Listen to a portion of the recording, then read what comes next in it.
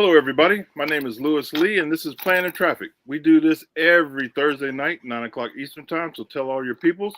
If you're in the cars, boats, trucks, or anything you put gas in, we talk about it here. I got my man Sam Mahdavi from Sam's Garage, one of my good friends, one of my best brown friends that I know. Sam, what's happening, Sam? How you doing, man? How you doing? We got my man Ray, Motor Mouth Radio. What's up, Ray? Yep. We're here. So tonight, well, let me start back a minute.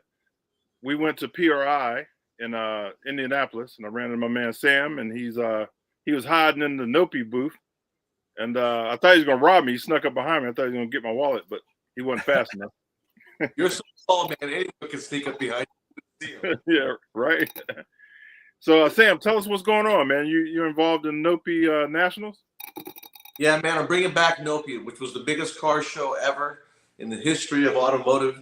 Before cruising the coast and what you see going on in the Emerald Coast and stuff like that. NOPI was about diverse cars. It was about grassroots. It was the tool that got all the kids involved back in the day. So we're bringing it back. 5 is going to be the season, February 15th at Lanier Raceway. We're going to bring back the first regional event, 2025, September 13th and 14th in Atlanta Motor Speedway. We're going to bring back the Nationals. That's where we're going to bring back everything that used to be NOPI and make it what it used to be. So make sure you guys put that on the calendar. It's the second weekend of September, 2025, NOPI Nationals, Atlanta Motor Speedway. It's coming back, Lewis, right? Nice. What does NOPI stand for, Sam? NOPI stands for Number One Parts Incorporated. In 1966, it started with William Meyer. He was a Volkswagen technician at the dealership. And so he went away from the dealership because he was the smarter one of the bunch. And so people in the aftermarket and the specialty market in the Volkswagen bug scene wanted parts that the dealership didn't understand. And so they went to William Meyer because William Meyer broke away from the dealership and opened up in the gas station in 1966 with a partner. And he was a technician. And so he started carrying those specialty parts that the dealership didn't carry. Then he would work on the cars if needed. Then the parts side got so big that he couldn't have any time to work on the cars anymore. So he made it just a parts store. And he was a Volkswagen parts store all the way until the late 80s into the early 90s when his two sons, Mike and Mark, took over the company's import side. Not really took over the company, but let's say added the show scene to it. In the mid to late 80s, William was making the car show scene with the bug off, right? So they had Volkswagen car shows in the late 80s, mid 90s, and the boys got involved and they brought in the import cars.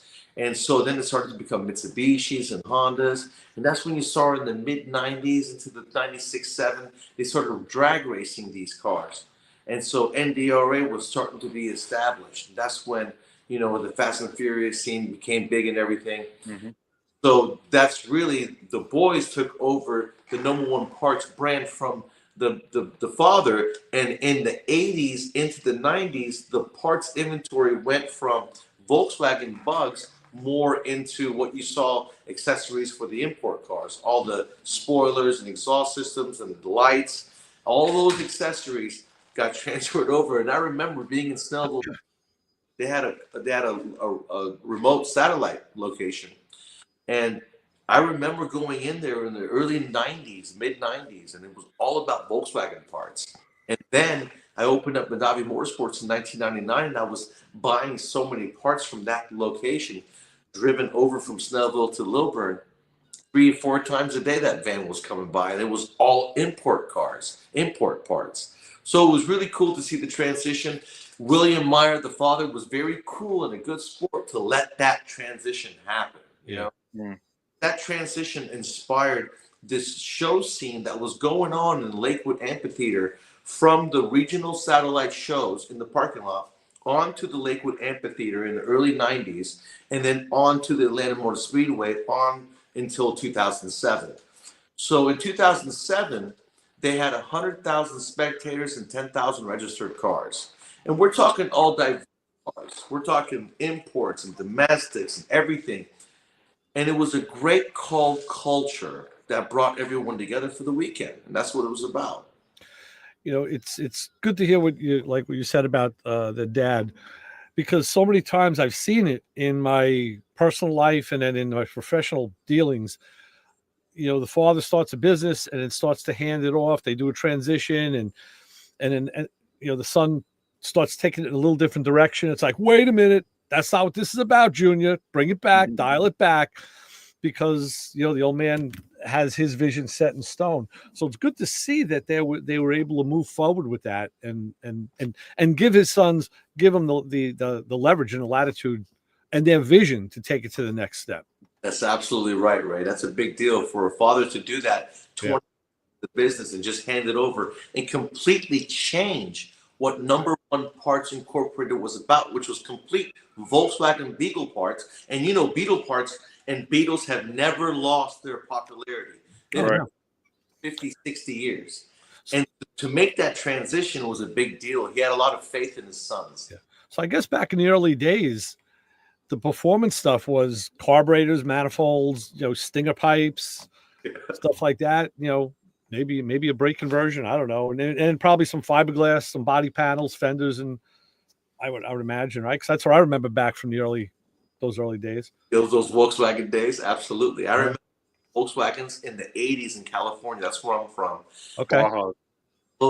The Chevelles back in those days, and then there'd be a Volkswagen Bug, just beat them, really badly at the lights. And I was a little kid in the car in the back seat watching this, and I was like, "Oh my Lord, look what happened! This guy just got totally beat by a Bug." Yeah. I mean, I actually go back another 10 years. So I remember when those cars in the 70s, guys were buying them new, buying Super Beetles, and then, on the weekends, throwing the body kit on them, and the stinger pipes and wheels, Enki wheels, all sorts of stuff. We had a couple different foreign car places around here where I'm at that just specialized in nothing but foreign. And you see, it was cool to see a new VW, and it was tricked out like the other guys' Chevelles or Camaros or whatever. Yeah. So I grew up in Orlando, and down there they were running the Baja Beetles with the big tires and the exhaust, like you said, popping out the top. But them things were fast, man. On the beach, they weighed nothing. Yeah, they were big down there. That's the early '80s.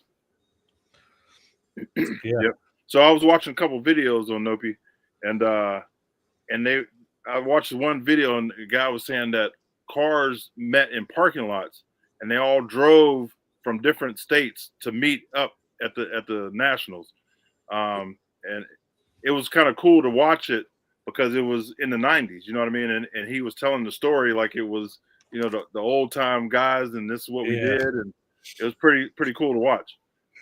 If you remember, the Super Street Tour would come from the West Coast all the way, and it would eventually become a very large group of cars that were the top of the creme de la creme cars coming to the Speedway. Everybody would wait and see the Super Street Tour come in, and it would make a lap around the track and then go park their cars.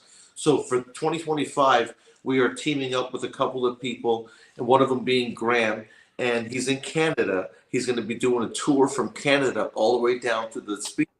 And on this tour down 75, they can hop onto the tour, no different than the power tour, but you're able to hop on. You're invited to just hop on and just cruise down to the Speedway. And then you get down to the Speedway, you do your lap, and you go into your parking spot. And that's what it was cool about it. It was a big thing. Nice. Yeah. Yeah, So I want to be a part of that for sure. Yeah. So, this is going to be a tool to be able to bring the youth back into our motorsports. You know what I'm saying? We're going to have to replenish the inventory when it comes to blue-collar workers out there. And it has always been a tool to being the grassroots. And so if we can get it out there and get it as big as it was, even half of as big as it was, it's a good start. Yeah. And this time around, we're going to go ahead and get the domestics in volume. We're going to have the Jeep crowd in there. We're going to have the Bronco off-roads, maybe even the... I want the whole call culture, the off-road, four-wheel, two-wheel culture to get together and mingle. Yeah. Well, Louis, I got a feeling, I hate to say it, but I don't think the bus is going to make the lap on the speedway. I really just I might throw some extra turbos on this joint. I'll yeah, go man, up to you there. give it a try. I'll be rooting for you, but I don't know, man. That's a tough call. Not about it's about the weight transfer. You want to keep a bunch of stuff on the floor so it don't tip over when it goes. Yeah. Yeah, I messed up and went higher, so I'm a little bit heavy on top. Yeah. So yeah, we're Wow. 25, and then 2026 we're gonna have NOPI drag racing come back. So in 25 we're gonna add the drifting in Lanier Raceway. We've got competition drifting going on. There's gonna be a huge purse.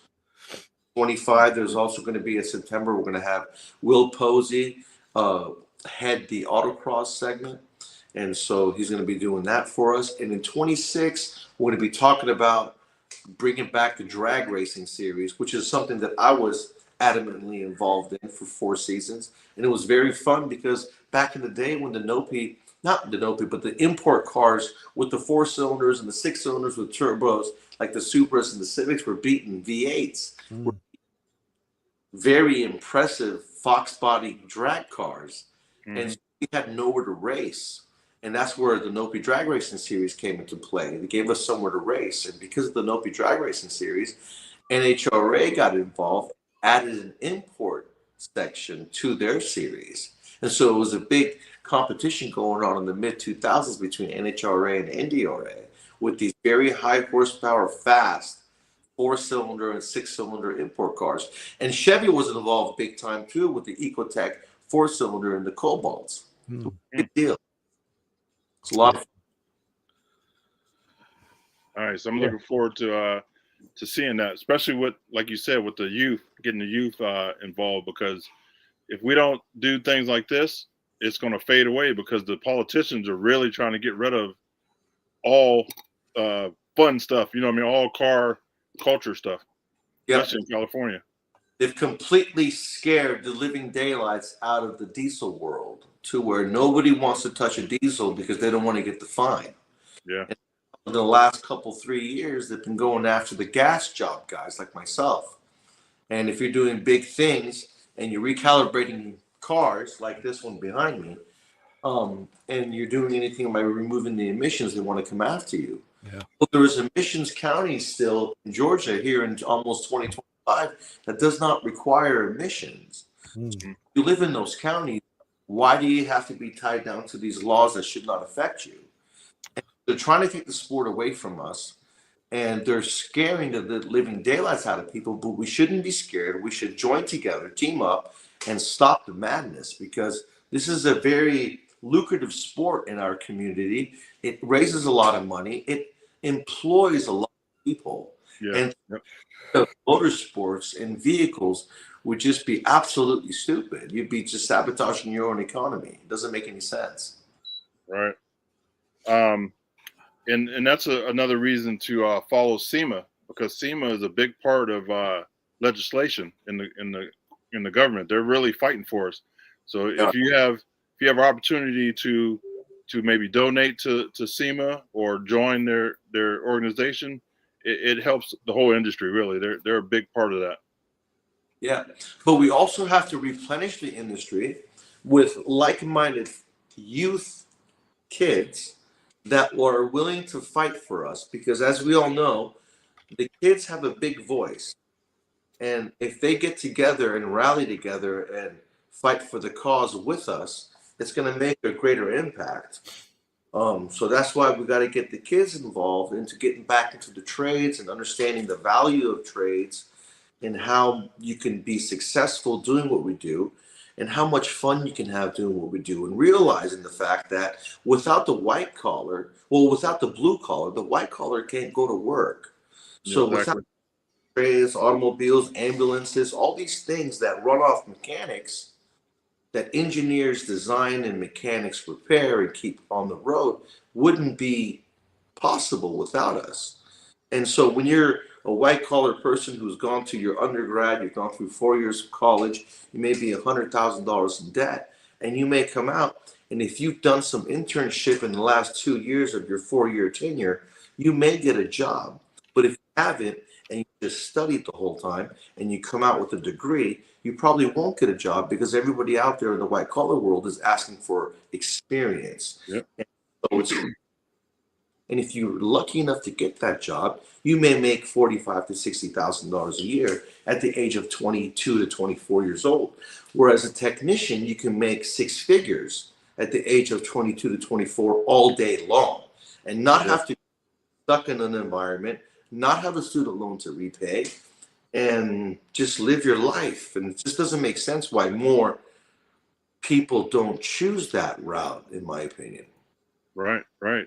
And even plumbers, or anything you do with your hands, plumbers, carpenters. Yep, carpenters. Think about how much money there is in contract work, building houses and buildings and all this stuff that people don't want to do anymore. So there's a lot of legacies being left on the table from the construction side where people have become very rich doing what they do and loving what they do. Yeah. Leaving the table because they got no one to hand it down to. And it's sad, really. Yeah, it's pretty sad. Hopefully, I follow, what's the guy from Dirty Jobs? Yeah. Roe. He's really fighting for it to get back on track. Yeah, absolutely. And so what we're doing, Lewis, is we're going to be opening up a facility with the partnership of Victory Motorsports, NOPI Motorsports, a couple of good, talented folks. We're going to be teaming up together. We're going to be across the street from middle school.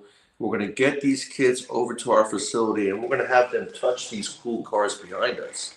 Mm-hmm. Because you're in a classroom doing a curriculum, and you're doing textbook stuff, and you're doing simulators on a bench. At the end of the day, it's just boring, you know? Yeah. Like, there's some of us who are a little bit more advanced than what they're trying to teach us, and we get bored, and we start to tune out when we're in a curriculum classroom. So the best way to really keep you focused and excited about what you're trying to learn in school is to be able to touch and feel and do what we do outside of the classroom. So then you go and you're more prone to be excited about going through that classroom because you know the end game is going to be something cool like this. So we're going to try to get that in through the facility, get the kids mentored. We're going to have more field trips from academies locally and get them over to the shop with cool folks touching cool cars and learning cool things, and maybe even learn how to drive a stick shift car, you know? Yeah, that's great. Yeah, that's what it's about. I was talking with some of the guys from Summit Racing, and I think this year they're going to really push for the younger crowd, schools, you know, doing stuff with schools. So we might be doing some stuff with that as well here at Planning Traffic.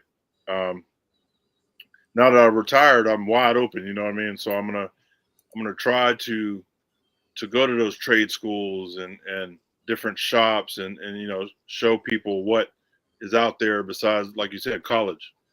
I mean, there's so much things to do in the trades. Well, you know what I want to do is I want to capture the lessons that we give to these kids, and I'm going to put it in a segment of the TV show Sam's Garage, so that we get a national attention of us showing kids about the blue collar trades world and how to be little men, how to change a tire, how to look your oil, you know, check your oil, pop your hood, work on your car, you know, change a tire, rotate your tires, change your oil at home. Stuff like that, and you can teach them so they can get excited about owning a piece of freedom. Like when you're 16, we used to ditch school to go get our licenses because that there was nothing in a vehicle. Before a vehicle, we had our bicycles and we had freedom. Yeah, but exactly. Or you put your bike up and it's over. You know, it's just a whole nother world. And that sparks an interest in little boys and little girls lately. We've been a lot of women in motorsports. And that's where the NOPI chick side comes into play. And my wife is heading that one. And we're going to be making that the women of motorsports, all these racers and influencers and drifters, women who are wrenching on their cars. Used to be women who were just the girlfriends of boys who were in motorsports, or they may be people who you would use as a pretty, you know, Simple looking at a car, taking a picture or whatever. But it's not just that anymore. It hasn't been that. It's about women in motorsports, racers, influencers, mechanics, teachers that we need to recognize and give a lot of love to. Right. So time to mature the community and get others wanting to be a part of it in a big way, instead of looking at it and saying, you know what, that's not for me. I don't like the way they present themselves. I don't like the way they act. I don't like this or that. I want them to look at us and be like, I want to be that guy. Yeah. I want to drive what he's driving. I want to do that. That's what we need. We need influencers and mentors to make little boys and girls future cool tradesmen. Yeah, that's for sure. See what we got in the comments. Yeah, man, I really appreciate what you do for the industry. Really, with your show and like you're everywhere, and I really appreciate that. Seeing how hard you work and your team. I mean, you got a heck of a team, bro. I appreciate that, man. It's about meeting the people that we meet, like yourself and Ray and others like us in the industry.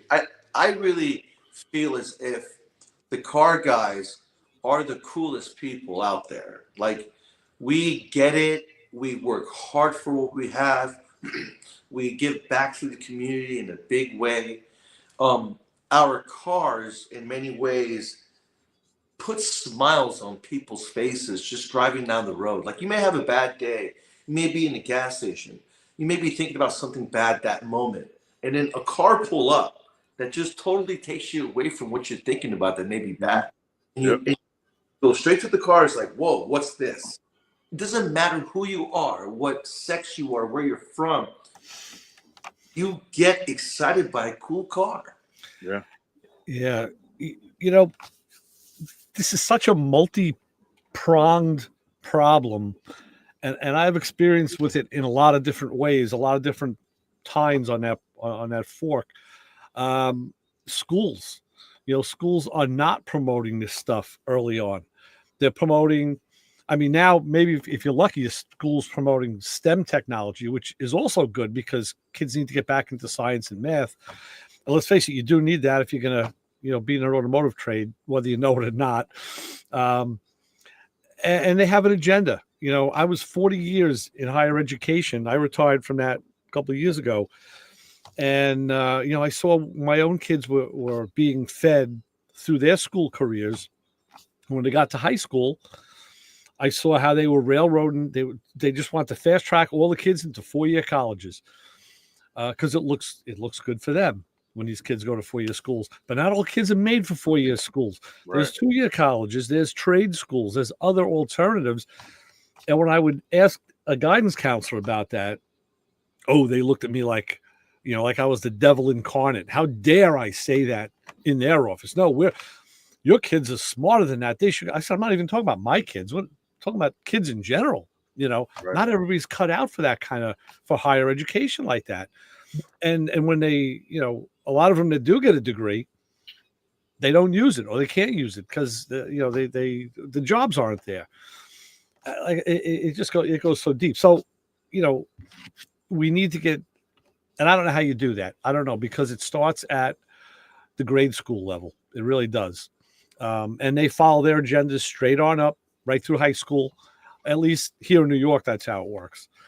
The highest level of smart you can be in a white-collar world is going to be a doctor. When you're in a white-collar world, you're the creme de la creme. Everyone thinks you're evolved. Well, a doctor has a patient that can tell them exactly what's wrong with them, pinpoint them to where they need to look, and they still fail at their job.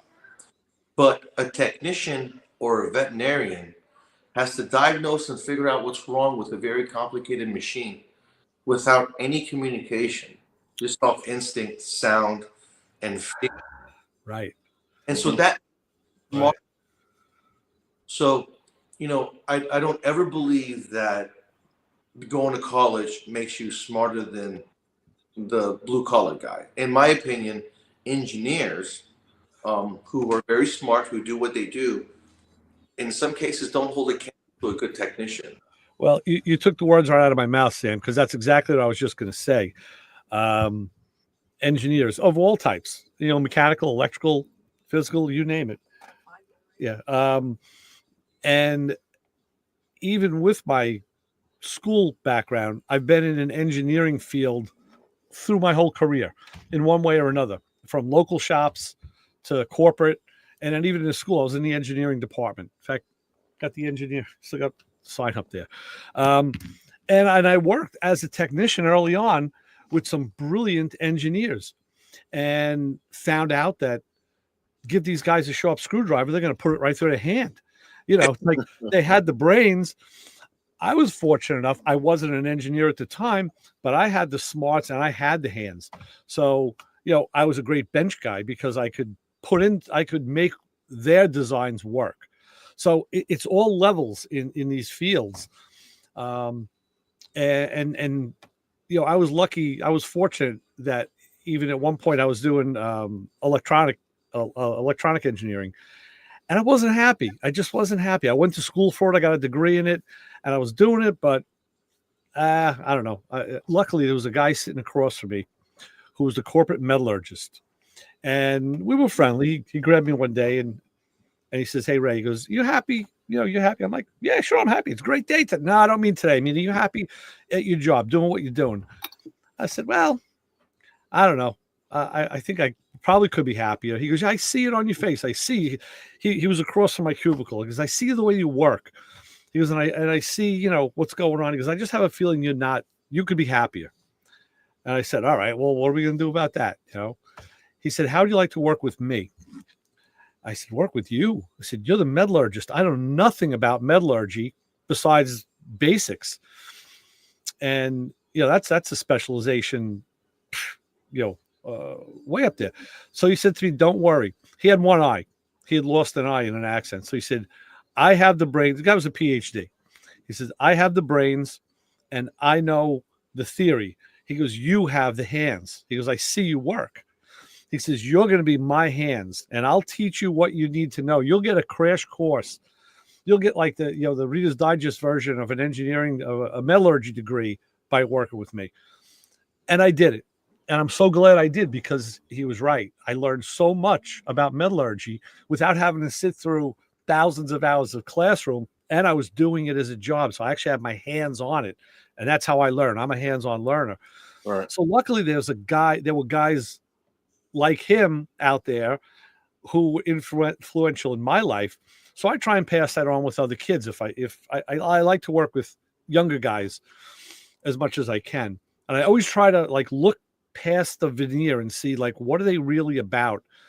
Are they doing what they like, or are they just going through the motions because maybe their parents made them do it or whatever?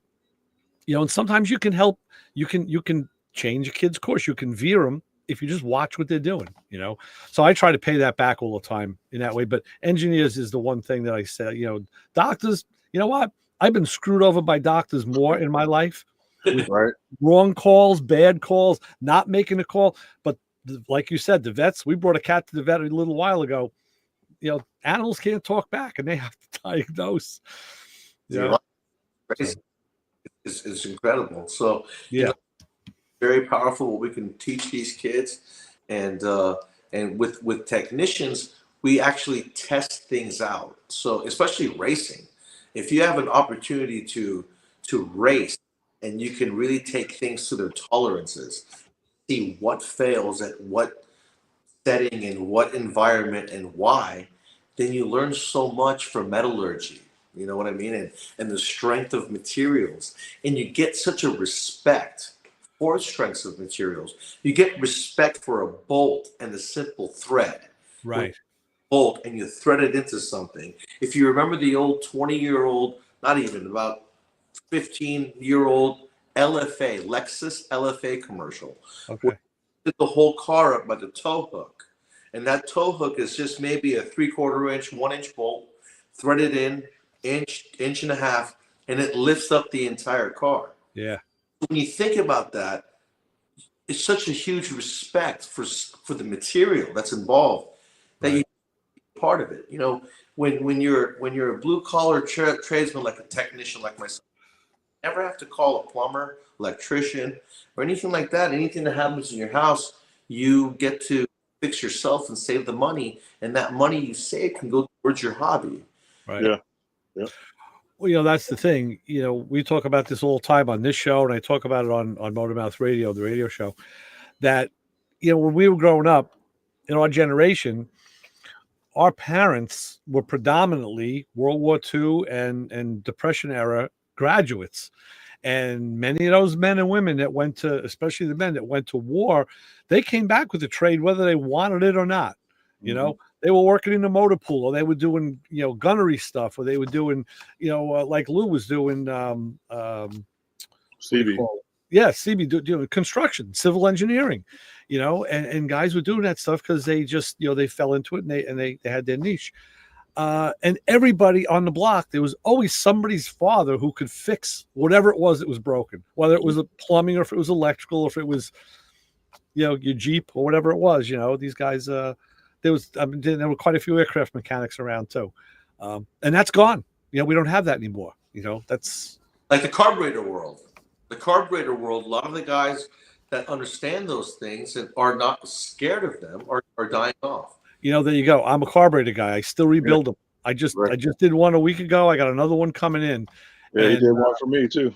And my buddy, the guy, had said to me, "Wow, I'm so glad I found you through a mutual friend, because nobody does carburetors anymore." I was like, "Well, yeah, because most everything is fuel injected." But I know. I said it's a shame. I said, but I'll keep doing it till I can't. And that's that's just the evolution, I guess. We grow in and out of things, and with cars especially, the newer technology really works. Computer technology, fuel injection, engine management. I mean, that's what makes a 4-cylinder drive go like an 8 did years ago. It's working its butt off doing that. You're shoving a bunch of air and fuel in a smaller space than a bigger space, right. So to work harder. Yeah. And that's why a lot of times people think if they go buy a Chevy Silverado with a V6, they're going to get more fuel economy than a V8, which isn't true, because you got more throttle input. You have to work it harder. But you have more revolutions. Because you have more revolutions, the fuel injectors are firing more than less. You get fuel economy. And you have to work it harder to do the same thing. The other thing that goes hand in hand with that is metallurgy. Engines are so much tighter, and tolerance is so much tighter. We could get into a master's thesis here on just piston design, ring technology, cylinder finishing. I mean, there's so many different things, engine coatings, things like that, that you take an engine from the 50s or the 60s, and it really looks like a dinosaur compared to a modern motor. And it's all gone hand in hand, part and parcel. The thing that bothers me now is there's a couple of YouTube channels I watch that are clips of cars that come into shops all over the country with catastrophic failures. And some of these things are like, the car was driven out it's got 100 miles on it, and now it threw a rod out of the bottom of the motor. I'm like, man, they got everything. They have everything right there. They got the package. Somewhere they're failing in assembly or something. And modern assembly lines far surpass the assembly line of days past. But I'm seeing a lot of these failures. Brake rotors that are falling apart and crazy stuff. And I wonder why. If you felt a brake rotor from a BMW in 2022 that's maybe 14 inches in diameter or 15 inches in diameter, because the car comes with a 20-inch or a 22-inch wheel, the rotor weighs 1/4 the weight of an old school late 90s, early 2000s, 11, 12, 13-inch cast iron rotor. Right. The one-piece rotor. It doesn't have an aluminum hat with a steel ring. Right. It's a composite rotor. And these things weigh 1/4 of what the other one weighs. Yeah. There is a chance, the failure chance is probably greater. And then you're right, there is times where people forget to tighten a rod bolt. But then there's times where you're making 1 million rod bolts and 1 or 2 has to fail. Yeah. Well, there's your QA and your QC. Unfortunately, like with those rotors, the failures I've been seeing are all cast iron. It's not the composite stuff. I've only been seeing cast, and usually it's one side of the rotor, which means there's a caliper problem. Yep. You know? Or there's a pin problem where the caliper can't slide.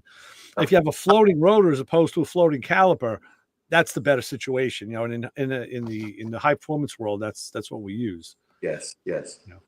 So, but these are things that need to be taught, and they're not being taught anymore.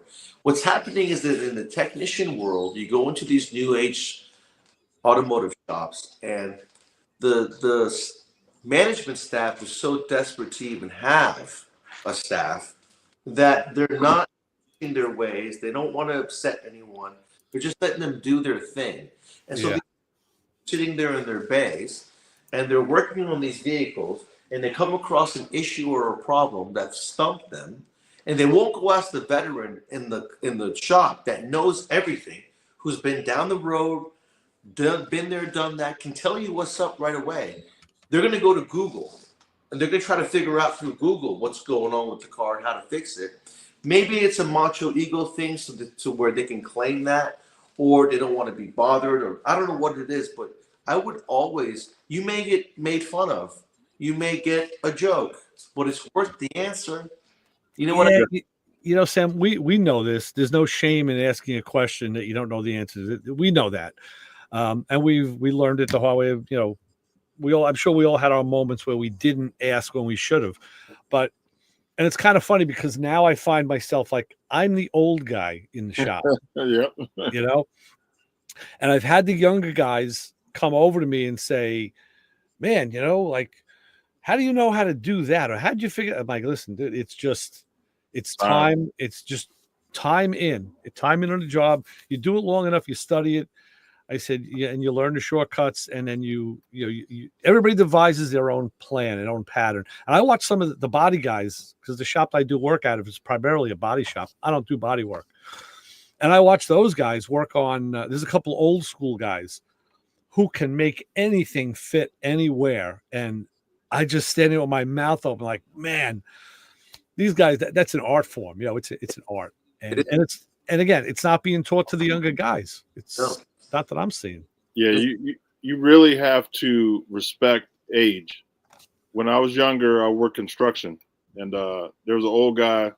He was the welder, and I seen this dude.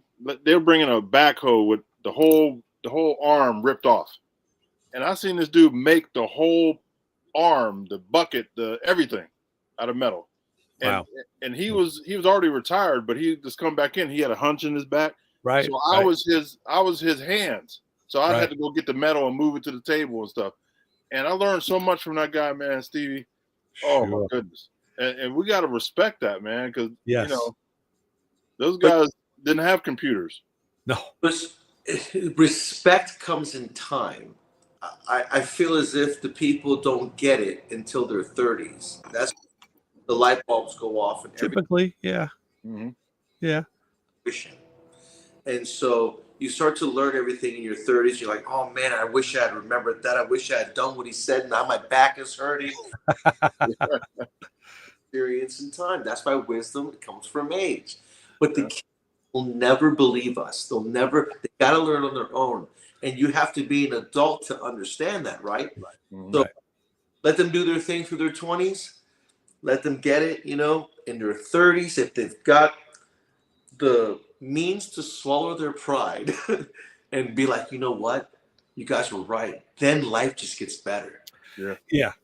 Well, yeah, for me it did. You know, and I'll tell you the other thing that I noticed that really makes a big difference is tools. The tools we have to use now. You know, I tell some of the younger guys will ask me, and I'll say, dude, it's all about the specialty tools. Everybody's got their basics. You know, and Macro Man Brian will attest to this. Everybody's got their basics. You have to have them.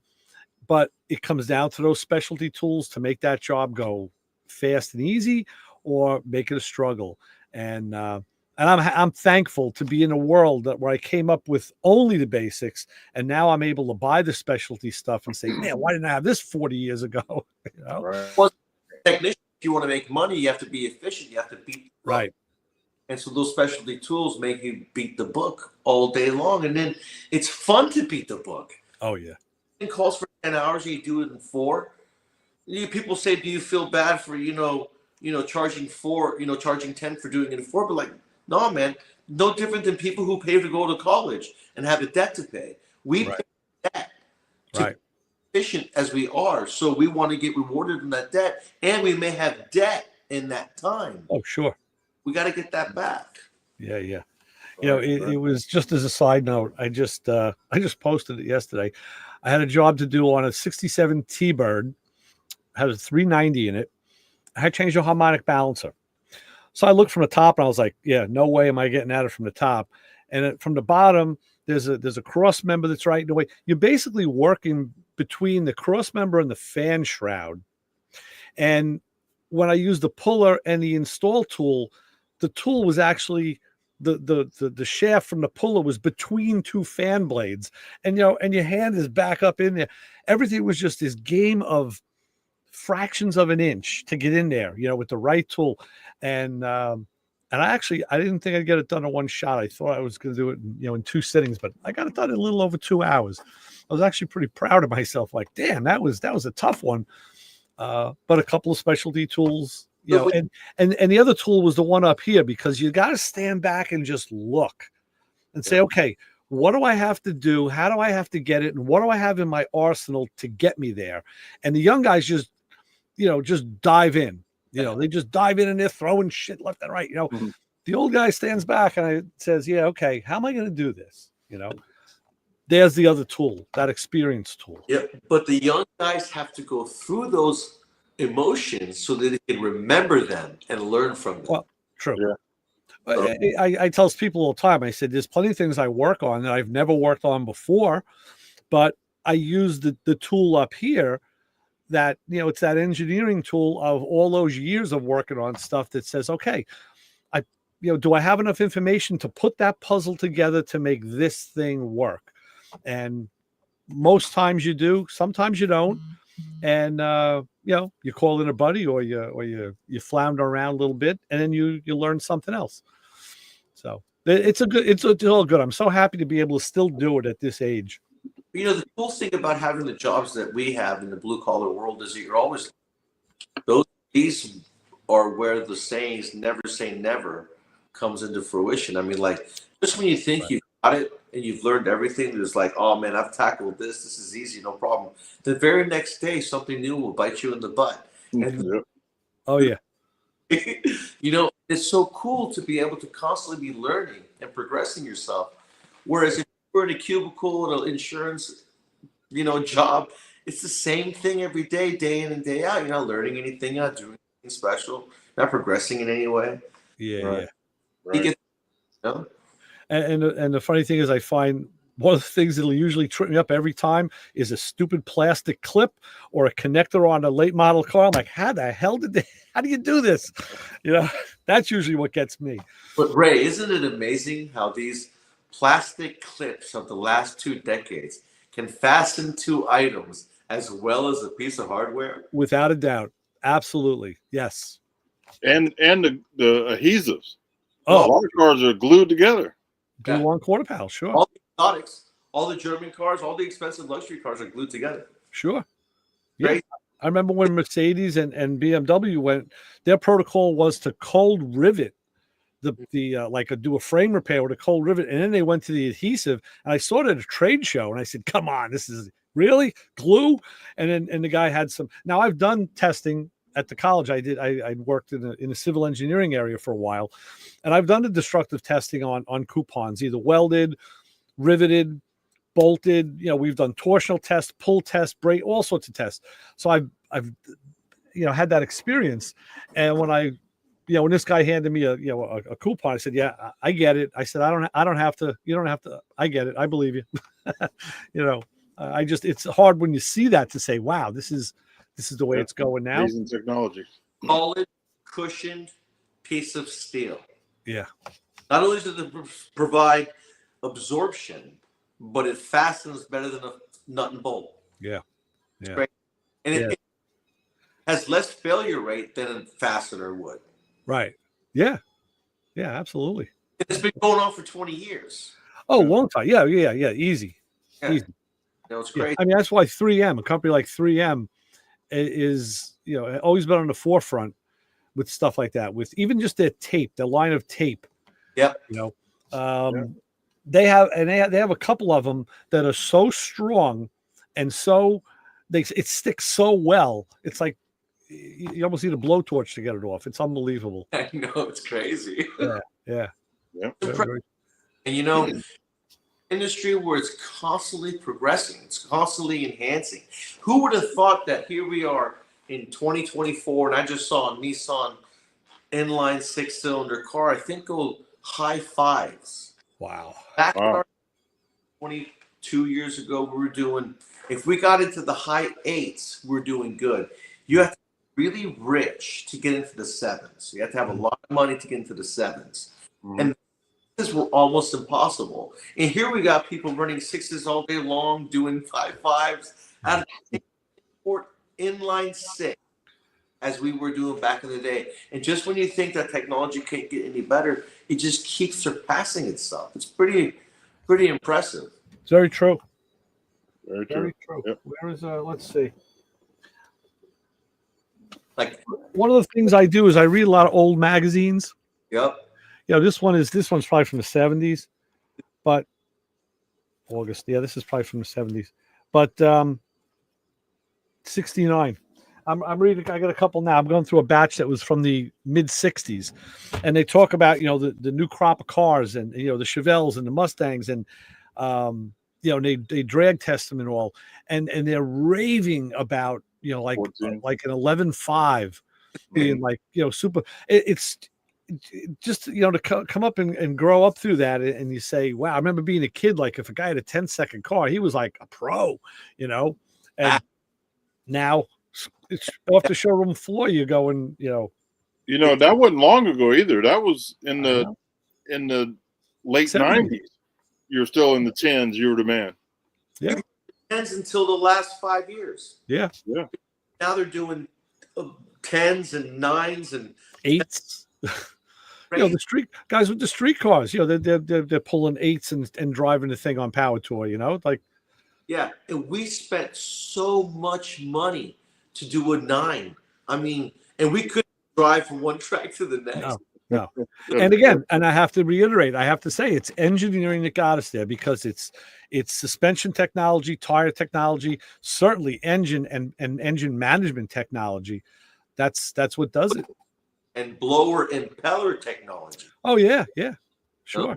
Oh, every aspect. If you want to talk turbo or talk blower, just talk fuel management. Fuel injection. I converted my street car to fuel injection. It's a 65, but I just converted it to fuel injection last year, and love it. I said, man, this is more like a modern car than ever. This is like phenomenal. Everything should have this. And I have guys at cruise nights looking and saying, man, who did that for him? Like, I did it. You did that? You say, yeah, I did that myself. And guys like, oh man, I'd love to have that, but I don't know. And I said, you got a car here? You got a car? Yeah. What car is yours? Sure. Let's walk over to your car. And I'll walk over to this guy's car, be a beautiful resto mod, or any level thereof. And I'll ask him, did you build this car? And a lot of these guys, the groups I'm hanging out with, yeah, I built it. It's a little older now. It's a little longer tooth. I said, well, if you built this car, you can easily convert it to fuel injection. It's nuts and bolts. Wiring, it has to be done right. It has to be done by the book. But if you can read, I said, and car guys don't read, that's the problem. I said, you can do it. It's not mysterious. The number one thing to fuel injection, when converting a carburetor car to fuel injection, that everyone should do is an in-tank fuel pump baffled for fuel injection. That's what I used. Don't ever put the external fuel pump setup that comes with a lot of kits where you're gravity feeding, get a filter and a filter. The pump will always overheat, and you'll always have what is it when your fuel boils over? Gravitation. And you have that every single time, and you'll be stranded every single time. I was just explaining that to a guy this week, and actually at a party, and I said, yeah, I'm using the Holley sniper system. I said, and I chose the one that uses the in-tank pump. So just like an 80s or 90s GM system, I said, there's a regulator right on top. It's a returnless system. He goes, what does that mean? I said, it means it returns right at the regulator in the pump. You don't need a separate return line from the unit. So it's all encased in, well, if one thing fails, I said, listen, any failure point is going to strand you. Let's face it. That's just the way it is. I said, but you got to believe in the engineering. You got to believe you drive your regular car all over the place and you don't think twice about getting stuck, right? Mm. So I said, yeah, that's the way I would do it. I do it again. That's how I'm going to do it. Yeah. You have to avoid vapor lock. You cannot have it. Happens all the time. And so once you do that, though, you got, when you brake, you have no dry. When you accelerate, you got no dry. And it's just a much better way to do it. And if you get a good system, it turns out really nice. You know, fuel injection is really nice these days. They're very. I just watched the video tonight, a YouTube video. Oh, I forget whose channel it was, but the guy had a, it looked like a sniper. It wasn't though. It was by a company called 4 Aces. Yes, and he also had their wires, and I was like, man, those are nice looking wires with ceramic. I haven't heard of that company. Yeah, I just saw them at PRI. They've been around a little bit. They're new. Okay.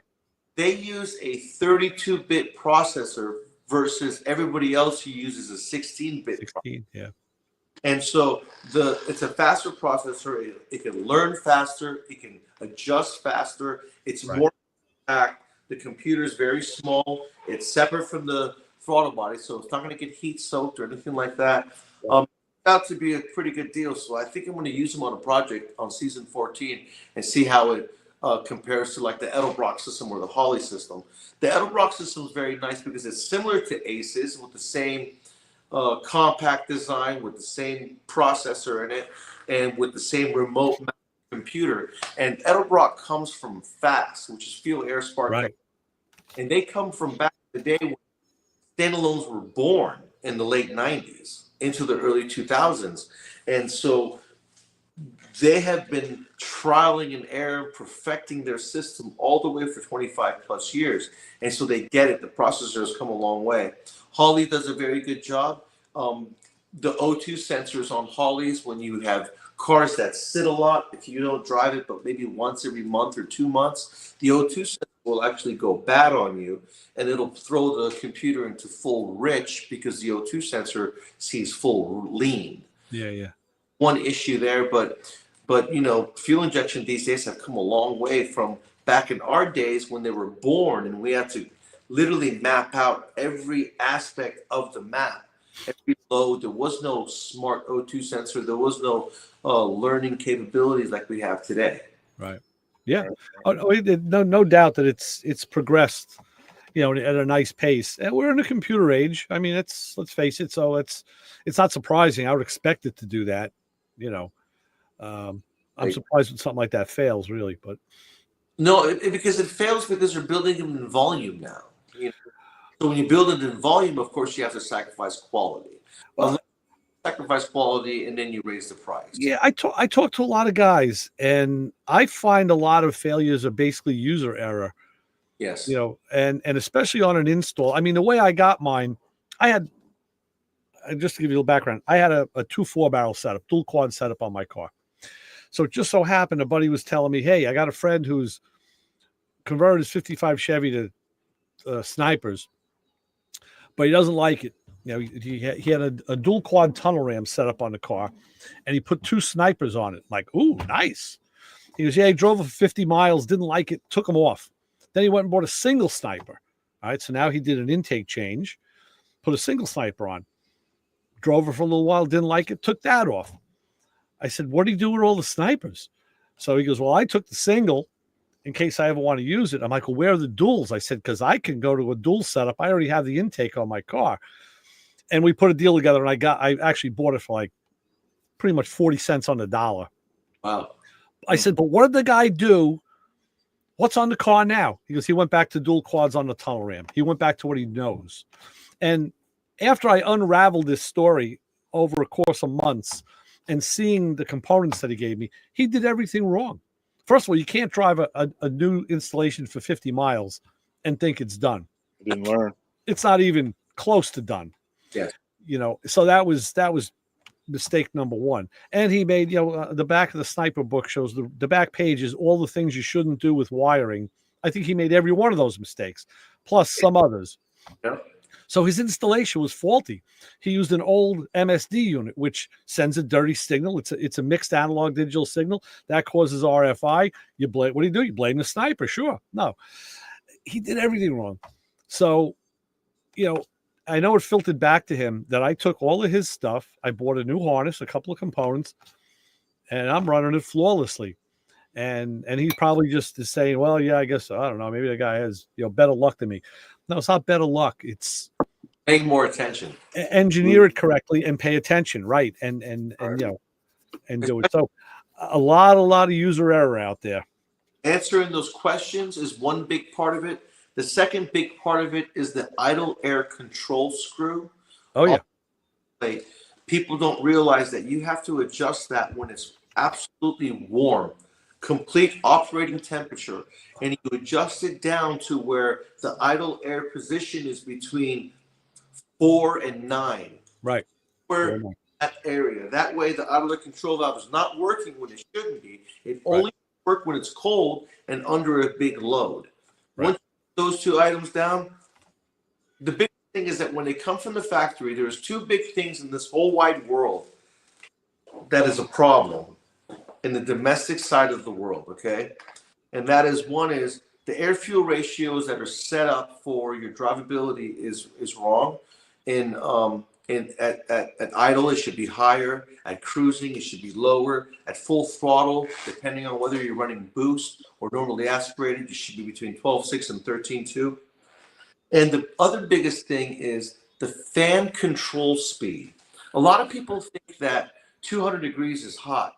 215 degrees is not hot. 220 degrees in some cases is normal. A Jeep runs 225 degrees. A GM today in the last 25 years runs 235 degrees, all right, before the fans kick on.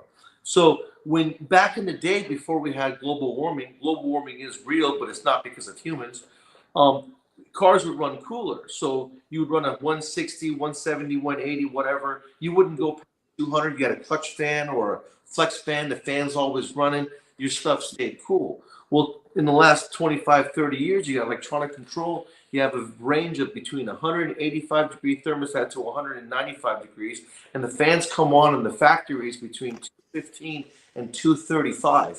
Well, everything that comes out of the box in a domestic application for a hot rod comes on at 185 and turns off at 175. Well, when that happens, your fans never turn off because you're always running 185. Unless you're running a 150 thermostat and you're going down the cruising, you'll be cruising at 178 and the fan won't come on. But any other time the fan is on, so when the fans are on, they're overheating the entire system. The fans, the relays, the wiring, everything. Fans break down and then they no longer cool. So if everyone out there who would get these products out of the box would just go in, use your brain, and turn the fans on at 210 or 215 and have them turn off at 200 to 205. Sam, you're reading my mind, brother. The end of the summer, that's what I was dealing with. My car previously with the carburetors ran around 180, 185. Now it's running around 200. And it was bothering me at first. I thought I had a problem. So I did some diagnostics. And then I started looking at the sniper. I said, you know what? Just what you said. I said, I got the air fuel ratio way too lean. This car shouldn't run at 14.7. And then I did a plug check. I said, let me just check the plugs. Yeah, they weren't overly lean. They weren't dangerous lean, but they were lean. I said, this car needs to be fatter. So I richened up the air fuel, the AFR, right. And I said, now, the lean condition will also cause the car to run hotter. Temperature stayed about the same, but the car got happier. I said, yeah, I remember, just apply basic diagnostics to this thing, see what it's telling you and just react to it. Don't just go, and people are telling me, they're throwing all sorts. Yeah, you need 4 fans. You need, a turbo. No, No, everybody's got these great ideas about what to do. Run a cool can. Run like, no, dude. Listen, how about some basic tuning first? And it's exactly what's doing the trick. I put a 160 in everything south of the cold belt. Anything above that gets a 180. Yeah. That's just fine. There's nothing wrong with that. The 160 and the 180 only determines how much heat is coming out of the vents. Now, if you're running a little cooler, you're running a richer mixture. If you're running hotter, you're running a leaner mixture. But in theory, you want to run overall cooler if it costs you a little bit of fuel. It's better to run cooler than to run hotter and save money on the fuel. And again, they say an engine is more efficient when it runs warmer, Yep. because you burn off the byproducts. You burn off, you won't have byproducts. So, yeah, you got to dance that line. Well, it takes to burn fuel, and the more heat you have, the easier it is to burn that fuel. So the less fuel you need. Right. So that's the first ingredient to combustion is heat, and that heat comes from the cylinder and the piston moving up and down. Sure. A little bit of heat, just like your pilot light. When you turn on the light, you got to hold it down because you want the pilot to get hot so it holds the plane. Right. These are things that kids need to be taught. These are little things that they don't even teach in a lot of tech schools and stuff. So I think if kids were to get into an environment where you got cool guys around cool things that they can relate to, that they want to be a part of, saying cool things that they want to be a part of something cool. So that's the theory. Right. All right, so it's 10 o'clock. So I'm going to get the fellas in that might want to ask you a couple of questions, Sam, and we can. We've been hogging them. We've been hogging Sam. Yeah. Fine. There's the Matco man. Hey guys, how y'all doing? What's up, Brian? What's up, Brian? Keith, Papa Not Squirrel. much. Hey, what's up, guys? Hello, everyone. Everybody. Jim jumped out. He's gone, huh? I'm sitting here listening and learning. That's what I'm doing. And it looks like you're back home. Yes, I am. Finally, my Nice. house, my chair. Nice. There you go. Must feel good. You're not looking at Oh, Canada God. anymore. No, I'm not up on the Canadian border. Good. No, you said it, Sam. It's amazing. I argue with a lot of It is. people. You get into that temperature range, and I worked. I started out at on German cars, and it was always I want to put these colder plugs in. I got to make the car run cool. And it drove me crazy as you try to explain that there's a limit to how cold you can go before you're not really helping anything. Exactly. Especially the guy thermostat's out, right? Yeah. Cruising down the road for 20 minutes and your temperature's like 130 because the radiator's doing its job and cooling everything down. And there's no different than heat soak, you got cold soak, right? So, and that's not good because then everything is shrinking and now you're scratching metal, right? Yeah, we have a local car show thing I go to, and there was a guy, and he had I've got a fastback, and he's got one too, and but he got talking to somebody, and he wanted, of course it was, I want to go faster, and the guy was like, you got to put a bigger carburetor on, and it was just a stock 289, so they put this 780 double pumper on. And now he's got a bog, so now he needs to put a rear in the car, and he asked me about it, and I just told him, I said, back in the old days when we were kids, we thought bigger was always better, so we did that, and I said, you're dealing with the wrong guy because the car ran fine before, there's little things you need to do, but like I said, it's just amazing that process. So did you talk him into the 488s? At least 56s. Come on. Yeah, go with 513s, buddy. Don't worry. You'll hope they'll take your bog out. Wow. Yeah. What people don't understand is that the bigger just adds RPM. And so when you make things bigger, your camshaft better be bigger because you have to be able to flow to get advantage of that RPM. You have to be able to make the power at that higher. And then when you're making power at higher RPM, you're moving your power band up, so you're losing a lot of end torque. And we're in partial throttle drivability mode 95% of the time. We're only floored 5% of the time, racing our buddies and stuff. Oh yeah, yeah. That's the funny part was if you take like the late 80s, mid 90s, like when the 5.0 Mustang, and it was so simple because all you had to do was spend $500 and you had such a faster vehicle. But after that, it got expensive because that's when you had to, move on and you're getting into bigger and better things. When you start internals is when it starts to get expensive. Yeah. So, and the biggest thing is the cam. And you have to have displacement to be able to support the camshafts.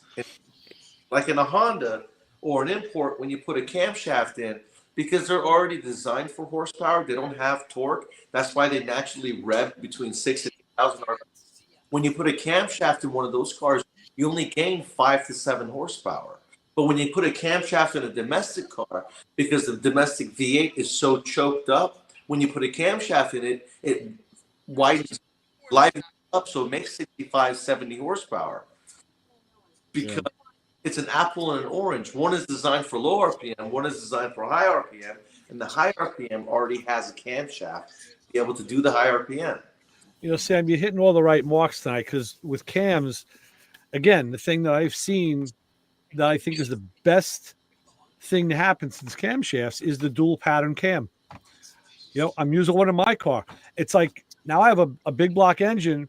Once I rebuilt it with short skirt, hyper-eutectic pistons, better rods, all sorts of good technology, it drives more like a small block now than a big block because it revs, and it revs like just effortlessly. So, yeah, cam technology, unbelievable.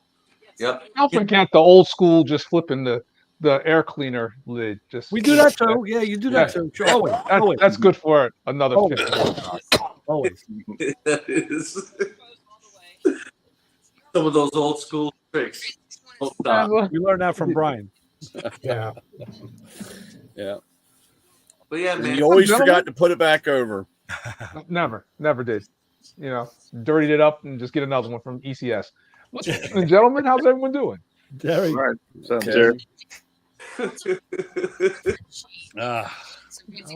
So Terry, Sam got a Z28 behind him.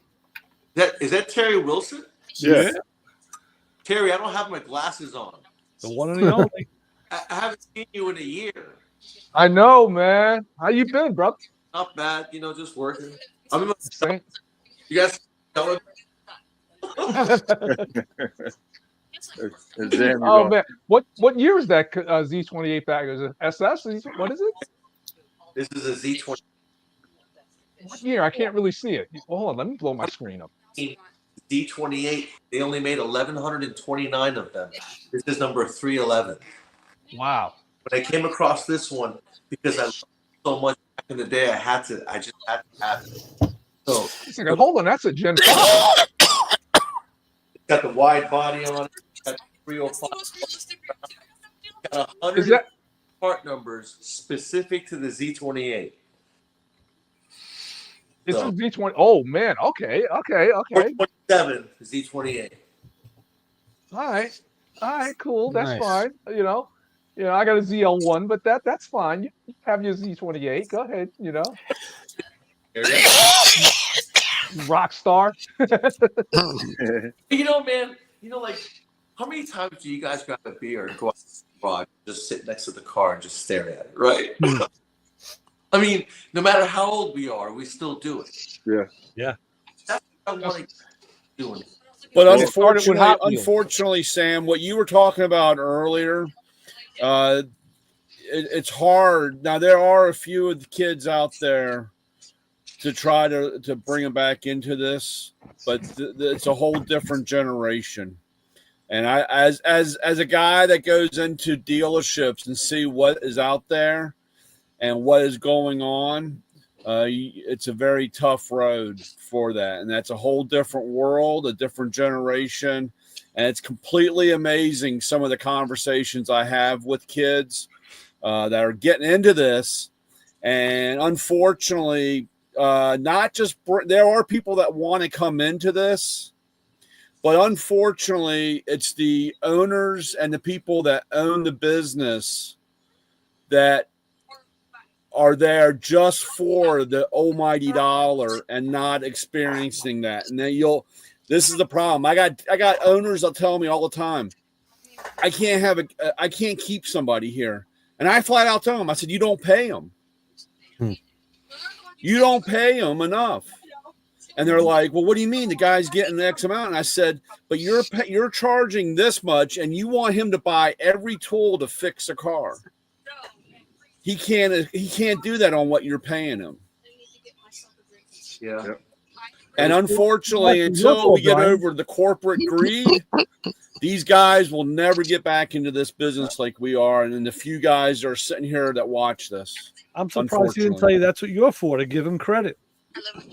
Oh, yeah, I give a guy. They all say, man, tool guy, you're rich. I said, the only reason why I said, you guys got all my money. I don't have any of it. Yeah. I look great on paper until they ask me for the money. Right. You know, but I think if we get them in middle school age, and willing to sacrifice revenue, You're going after the wrong crowd. You got to go after the people that own the business and running the business. you're right. You're right. Because when the kid is still there. The kid's going to go out and play with the rocks and dirt until the first guy in the white van comes by and says, hey, kid, look at this computer. Yeah, but you know what else? And you lost another them. problem. Another problem is that the cars are just so expensive. It's not like back in the day where we could buy like a car for $500, flip the air cleaner over, and go racing. You know, we can't do that no more. I mean, like, you can't even play. I mean, if you don't have something, at least you're gonna be bucking up. And it's also the electronics of it. And I think it was just simpler back then because you know, we were swapping cams out and now in the driveway. You know, hoisting engines out with a tree and a chain. You know, we could do that. But now, I mean, everything's so more complex and plus expensive. Most of the kids don't want to take a chance of messing up, and then just it's more expensive. It's the expensive. We got to fix the expensive. Yeah. Yeah. The world is unreachable. The exotic world has gotten ridiculous. Cars after COVID are obnoxiously overvalued, in my opinion. That's why I'm hoping that NOPI, what it was in the past, was a grassroots, inexpensive way. And so if we can get kids excited again about getting back into the sport in an inexpensive manner and not make fun of them, praise them. That's the problem. Is, you know, if someone doesn't have the proper funds to proper stuff to be part of the club, he's going to get made fun of, and that's happen. That's whatever. But we need to do more praising than making fun of right now, because I mean, we're all going to make fun of each other at some point. But we need to praise more so to get them excited, because they're timid. The kids today are more timid, and they don't have the guts to come up and ask the right stuff that they want to ask. And so we praise them and get them more welcoming into getting into our world, and get them at a younger age, and get them excited to what we're doing, and get them to get their licenses and permits. I mean, you guys, that you go to a dealership with a 10-year-old car, and they won't work on that car because, I don't know, they say they don't have the tools to work on that car, or they don't have the experience. That's not true. A 10-year-old car, there's nothing wrong with it. It just needs basic stuff still. Cars in the last 30 years can go 100, 2,000 miles without batting an eye, unless it's German and everything is O-rings and it just everything out of itself. But things have changed, and the politics in the industry hasn't changed to where they want you out of the car 1,000 miles. They want you to keep on switching cars, don't repair them, and just give us the sales money when they make more money in the service department. We all know that. Yep.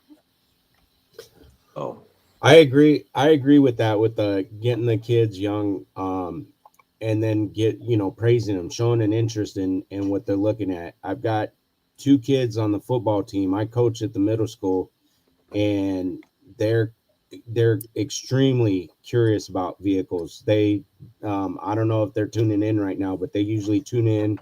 And I know one day I was on break and I popped into the classroom, and one of the boys had Summit Racing had engines up on his computer, and I walked over and I said, "What are you doing? This isn't classwork." And he goes, "Oh, coach, it was up and I was looking. I see you're fine." I said, "Get your classwork done," but I said, I like this, that stuff excites me. It excites me to see those kids looking at that stuff, or they come up and ask questions. you know What and in our high school that we feed into, actually several of the high schools in our district have auto shop, and I know the high school we feed into started a welding program, and the welding program wasn't there when I was there. I'm jealous of these kids. They got that, both the auto shop and the welding program. Nice. And in the rural parts of this country, there is still those programs. They have to have them. They live in rural places to where you have to have trucks and mechanics and stuff like that out there doing what they do, or they would be completely stuck. It's the cities that have gotten away from it, who just want to create a bunch of college students, and it just doesn't work. If we get these kids excited in what we're doing and get them back to being boys again and get them excited to getting their licenses and getting their cars and doing what they do again, I think even if we have to get through them with their phones through an app, if we have to use an app to get them engaged into getting back into cars. And I've noticed in the last 3 years, 4 years, that kids are into nostalgia. They're trying to figure out what we were doing back in the day, and they're starting to go check those things out. I've noticed that. And since COVID, um, the car show scene has almost doubled because a lot of people didn't have anything else to do but to go to car shows. And because I covered so many car shows, I've gone around, and you guys have seen all the events on social media with car shows every other week or month at different places. Car shows have really grown. And so I think that because kids are starting to get curious about nostalgia and what we grew up with, they're starting to listen to the 80s music, the 90s stuff, wearing 90s clothes. And we can, because we got their attention, Sporting let the 70s fro. yeah, man, let's capitalize on it. Kids want to listen to cool guys. They want to, when they see something cool and a cool guy with a cool car, not acting arrogant, not acting obnoxious, being a humble, cool guy, Right. Yeah. they're attracted to it. And so when you get their attention as a mentor and a good car guy, you should give back to the community, swallow your pride, let go of the ego, and mentor that kid while you got their attention. Yep. 100%. Yeah. Preach, Sam. That's what we're gonna do. Yeah, we're gonna do that. Sam, I miss you, man. What's good, man? How you feeling, brother?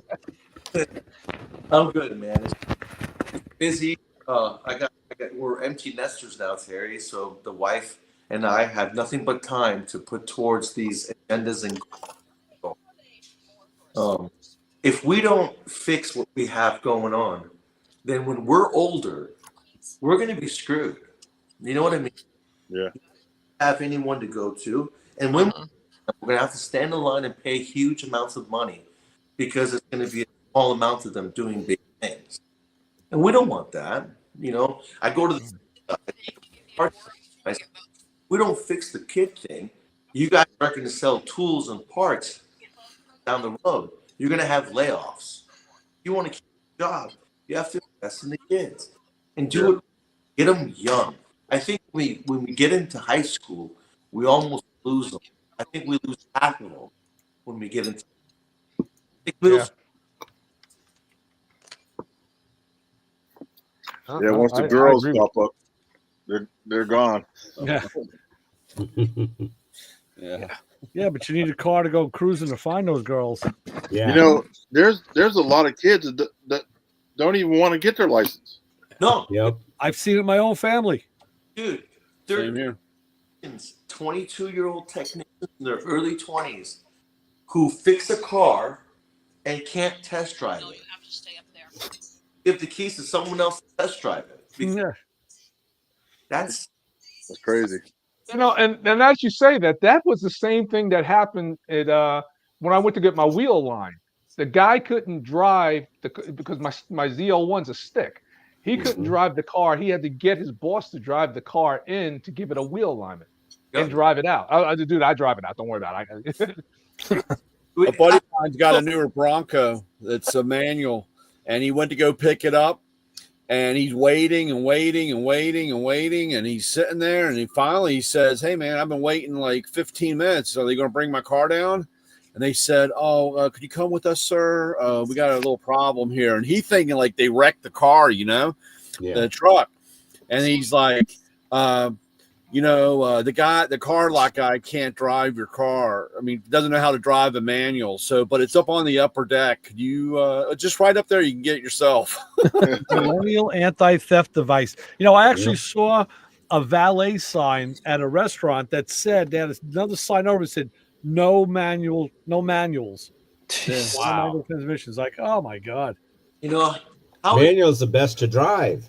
how exciting is a valet guy, a car wash guy, or a technician where these cars come in? You have to test alignment. You have to test drive it before and after the alignment. So when I was an alignment tech at Goodyear, I would get so excited because I was in a nice area and these nice cars would come, and I would have to take them down the road and back. And it was the best thing you could ever have. When I was 15 years old, I would work at a car wash in a local town, and there was a guy in an Acura NSX. He lived a quarter mile down the road, and he would have come up to me. I would take him back to his house at 15. No one in the car. I'd take him back to the apartment, take him back, wash the car, pick him up. I was on cloud nine. You couldn't get happier than that. You know what I mean? Right. And that's the thing that these kids need to go at. My dad was adamant when I was learning to drive. You will learn to drive a stick shift because if you can drive a stick shift, you can drive anything.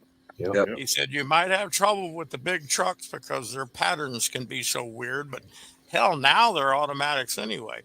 Yep. But he made sure I learned stick. Yep. I will prefer stick shift over a paddle shift any day. Any day. It was not an option for me. My uncle was like, get in the car. It happened to be it was a Buick 454. No, 455. A Buick Skylark. So I was cool with that. I was like, all right. So here I am at 11 years old driving the stick. So I'm like, that's where it all starts, man. Yeah, I did that with my son. I have a 350Z, and he goes, There "Can you I go. drive it?" And it was just in the yard, and he was probably 13. I go, "Yeah, let's see if you can drive it. I want to see if you get in." And the clutch is going on the thing, and let's see if you get it into first gear. And he's like, stalled it a couple of times. I'm do this. And finally he got it, and he's like, "Grr." I'm like, "All right, now slow down." He's just driving around the yard. I'm like, "All right, we're done. You got it. Hit the brake." I We're remember not going anywhere. of my grandfather's 86 Honda Civic, and I would do the gears while he would do the clutch. Yeah, me too. I would watch him, and I would just do the gears, and that was so exciting to me. Yeah. I do that exactly with my son now. He's like, he just turned 10. He loves it. Yeah. So he's going to be ready when he goes to England in the right side drive car. Well, Yeah.